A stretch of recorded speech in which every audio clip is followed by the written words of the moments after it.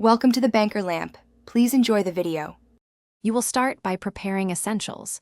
Confirm you have administrator rights if you plan system-wide installation, and locate the app's full executable path.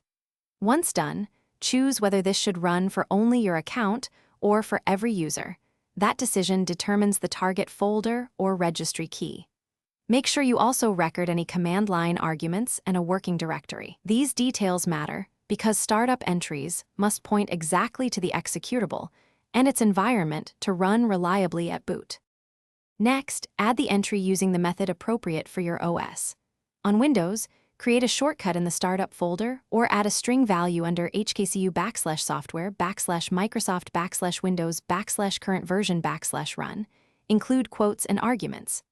On Mac OS, open users and groups, add a login item, or write a launch agent list with program arguments. On Linux, create a compliant desktop file in ~. Config/auto start or define a systemd service for background. Finish by validating the startup. Reboot and observe whether the app launches automatically, using Task Manager, Activity Monitor, or systemtool status to inspect state. If it fails, check permissions and ensure the path is exact. Many issues happen because the working directory or required services are not available at that moment. If timing is the problem, add a delayed start or a wrapper that waits for network or dependent services. Finally, run the app manually with the same arguments to reproduce and read error output for a direct clue.